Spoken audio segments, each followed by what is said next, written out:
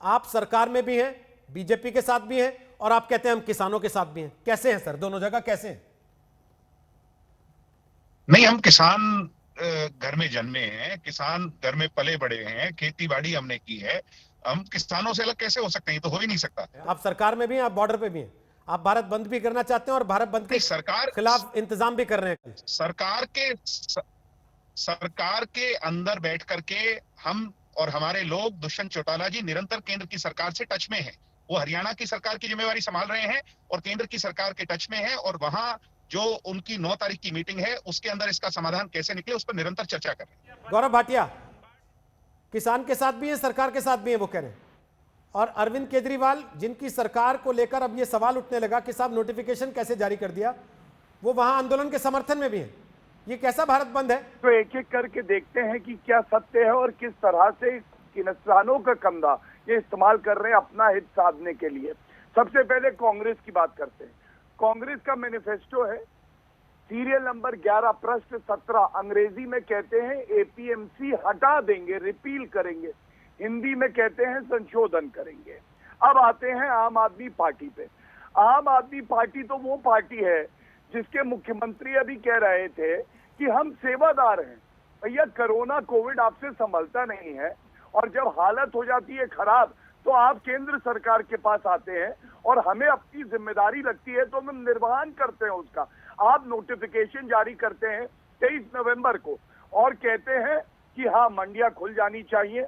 और चौथा, समाजवादी पार्टी, उनके प्रवक्ता तो यहाँ नहीं आए, लेकिन मैं केवल इतना बता दूं, जो समाजवादी पार्टी के मुखिया हैं मुलायम सिंह यादव जी, वो खुद एग्रीकल्चर स्टैंडिंग कमेटी, जो पार्लियामेंट्री कमेटी है, उसके सदस्य हैं, और किसी मीटिंग में उन्होंने ऐसा कोई सुझाव नहीं दिया, बल्कि मीटिंग में भी नहीं आए थे। आतिशी से जवाब ले लें जरा कि केजरीवाल जी बहुत कुछ है कहने, नोटिफिकेशन भी जारी कर देते हैं और वहां जाके ये भी कहते हैं कि नहीं नहीं मैं मुख्यमंत्री नहीं हूं, मैं तो सेवा करने के लिए आया हूं।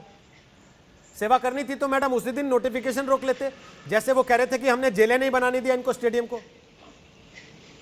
देखिए रोहित जी, आप तो संविधान मुझसे बेहतर ही जानते हैं, आप इतने वरिष्ठ पत्रकार हैं, आपको ये पता है कि किसी भी सेंट्रल लॉ को लागू करने के लिए किसी भी राज्य की नोटिफिकेशन की आवश्यकता नहीं है।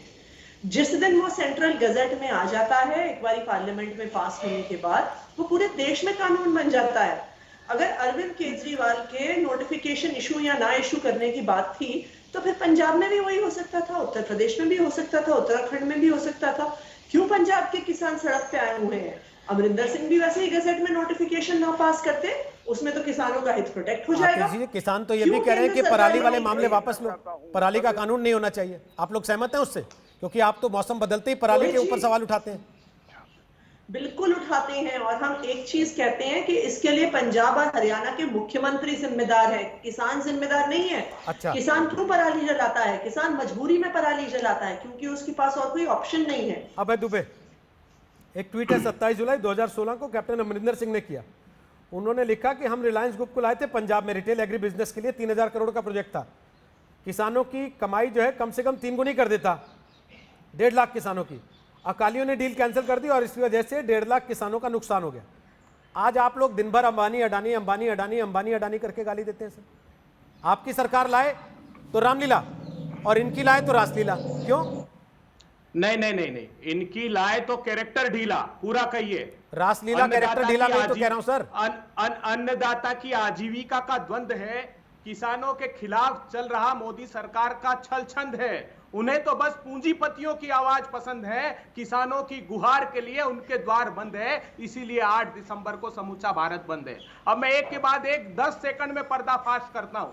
जो शरद पवार जी की चिट्ठी बताई जा रही है, जो कांग्रेस पार्टी का घोषणा पत्र बताया जा रहा है रविशंकर प्रसाद जी, वो 2003 का अटल बिहारी वाजपेयी जी का मॉडल मंडी एक्ट था, जो बाध्यता नहीं थी। जिस प्रकार आपने दमन कर दिया सारे राज्यों का, राज्यों के अधिकार का कानून केंद्र में ला दिया। अभी रोहित सरदाना जी कह रहे थे राजनीतिक दल रोटियां सेक रहे, नहीं रोहित सरदाना जी, ये रोटियां सेकने का प्रश्न नहीं है, ये चूल्हे बुझाकर किसानों के पूछ लीजिएगा। दीपेंद्र हुड्डा सेक रहे थे, रोटी जल भी गई का प्रश्न है। विजय जी, जो बातें अभय जी कह रहे हैं आप उससे सहमत हैं? क्योंकि मैं लिखा हुआ पढ़ रहा था आपका कहीं, अगर मैं सही हूं, आप ही ने लिखा है कि भेड़ को वहम हो गया, गडरिया उसकी ऊन से मुनाफा कमा के अमीर हो रहा, तो बदला लेने के लिए वो कसाई के साथ चली गई। ये टिप्पणी आपकी किस पर है? राजनीतिक पार्टियों पर जो भारत बंद का समर्थन कर रही है? देखिए, सब समझते हैं, मुझे समझाने की जरूरत नहीं है, सब राजनीतिज्ञ हैं, इसलिए सबको समझ आ रहा है कि मैं क्या कह रहा हूं। दुख की बात पता है रोहित जी क्या है कि जो भी ये हमारे साथी लोग बोल रहे हैं विद ड्यू रिस्पेक्ट, मैं इनसे एक सवाल पूछता हूं कि क्या इन्होंने कानून पढ़े हैं या नहीं पढ़े? क्योंकि जिस तरह की भाषा और एनालिसिस आ रहा है, उससे यह समझ में आता है कि कानून नहीं पढ़े। ये कहां लिखा है कि अनलिमिटेड स्टोरेज? आप जरा कानून पढ़ लो यार, 8 लाइन का कानून है, उसमें साफ लिखा है स्टोर कौन करेगा। वो करेगा जो वैल्यू चेन पार्टिसिपेंट है। कितना करेगा? अपनी इंस्टॉल्ड कैपेसिटी से ज्यादा नहीं कर सकता। अब कानून पढ़ो तो सही यार। और अगर महंगाई 50% बढ़ जाती है नॉन पेरिशेबल में, पिछले साल के एवरेज का, अगर पिछले साल का टमाटर का रेट एवरेज 20 रुपए था और इस साल 40 हो जाता है, पेरिशेबल में डबल है, तो एसेंशियल कमोडिटी एक्ट लागू हो जाएगा अपने आप। और अगर नॉन पेरिशेबल है, गेहूं का रेट अगर पिछले साल 20 था, इस साल अगर वो बढ़ के 30 से ऊपर चला जाता है, तो वापस एसेंशियल कमोडिटी एक्ट लागू होगा। और जो आदमी एग्री वैल्यू चेन में आज तक पार्टिसिपेंट नहीं था, जैसे सोने का व्यापारी है, लोहे का व्यापारी है, लकड़ी का व्यापारी है, जिसका एग्रीकल्चर से कोई लेना देना नहीं है, उसको ये रियायत नहीं है। बगैर कानून पढ़े हमारे लोग विश्लेषण पे उतर जाते हैं। 8 लाइन का कानून है, कृपया करके पढ़ तो लो यार।